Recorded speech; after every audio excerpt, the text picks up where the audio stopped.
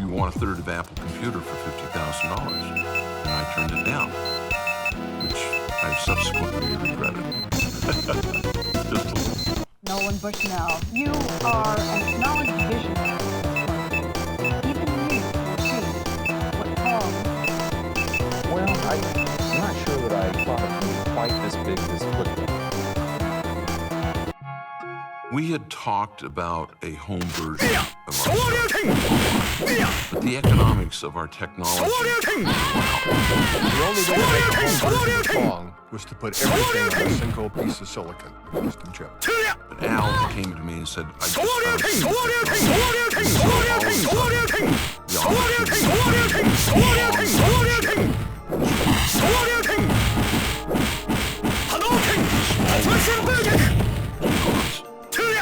it was cute. I think we ended up building about 180,000.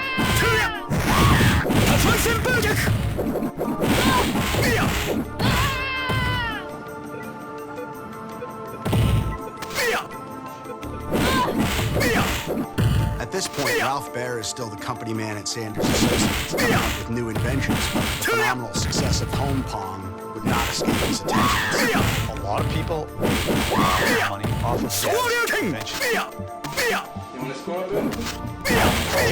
Did only him, other people to credit for his work. I mean, it was very important to him that people understood, it was his idea originally. It's clear that Ralph Baer is the designer of the first working game. I never had a problem with Ralph claiming he invented Pong. He invented Odyssey, and it was very different than Pong. Bushnell was claiming that he invented video games, and my father did resent Steele's credit. Ralph had truly been a great promoter, self-aggrandizing kind of guy. Yeah, he would have gotten a lot more recognition, probably got a lot more money, and had a lot more people behind him. But that just wasn't him. Ralph Baer is the father of video games. The father of video games is a construct that I kind of think is specious.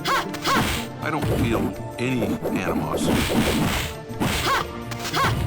I think he was a brilliant analog engineer that did some very, very good work. But in terms of commercial success, it's me, period. I think I had the right time in the right place, technical skills and the business smarts to launch an industry. Ralph got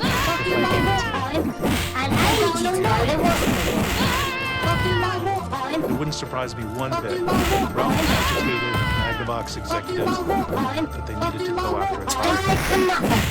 It might have been the 1970s, but business is business, and there's money to be made. They went after infringers. Nolan Bushnell and the people at Atari were more focused on coming up with new and exciting ideas to stay ahead of the markets than they were trying to protect the ideas of gaming.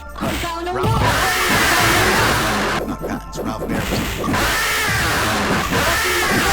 Ralph Baer and Magnavox sent us a letter noticing that they had a patent on the whole thing.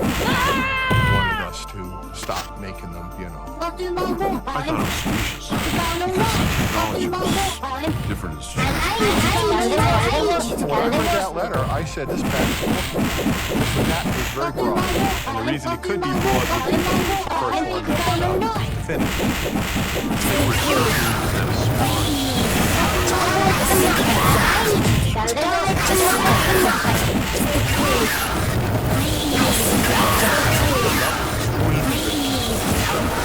Everything down, which actually was great in the end because there's no way that he would have been able to have the success that he did doing so.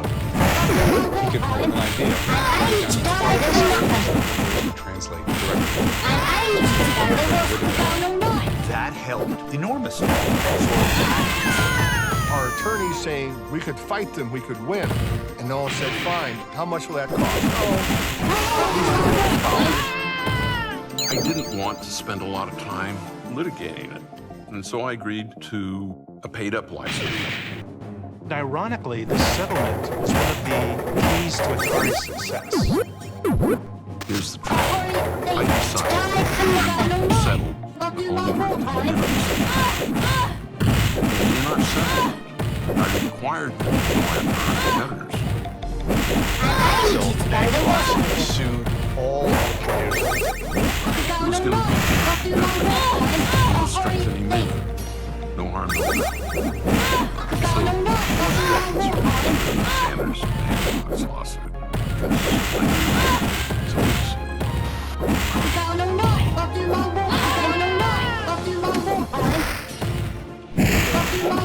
At the beginning of the console, the machine played one game. The next step would be, what about a machine that can play multiple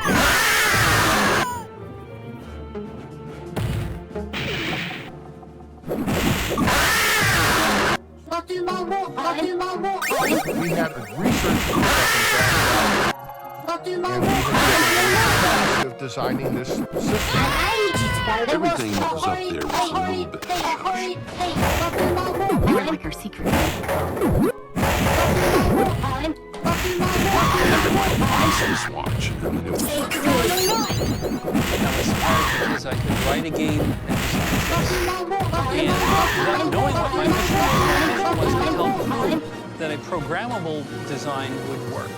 The Grass Valley group had developed a prototype for this home cartridge-based video game. It was called the Atari VCS 2600.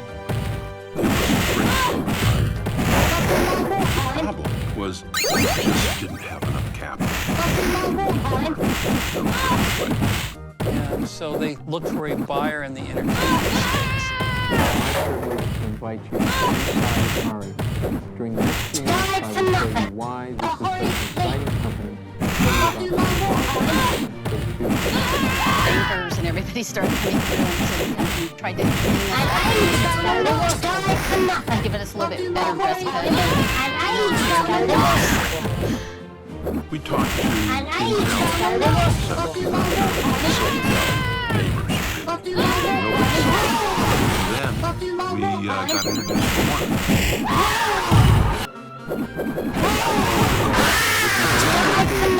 Fast-growing technology-based company. Those words sound good, so I said yes.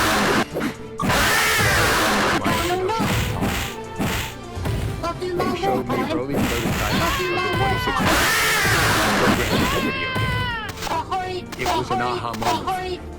I said, I've seen the future. It's called the 2600. I said, this is a big deal. We had a flash meeting at Nolan's house in the hot tub, and he said he wanted $28 million to buy the company. This was just mind-blowing. All of a sudden, I've got a bigger sandbox I can play in. It was wonderful in the beginning. But it was a very strange experience. This is a very conservative East Coast classic. We were not. Yeah. I think it's one signal longer. I remember writing a memo that said, the problem here is these guys are all a little out of control, and if we give them too much money, I don't know how we can control them. Why?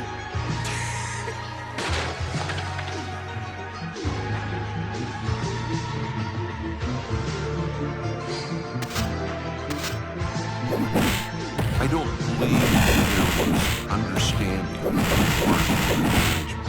how fast tech moves. That a breakthrough piece of technology is trash in 3 years. And I felt that we needed to start one immediately on replacement. It was 1917. We used to have a bunch of meetings in the office. You'd have all the Warner people in the room and all the company people in the room. This is every division. And at some point, Nolan said, we've got to start immediately on this generation of the VCS.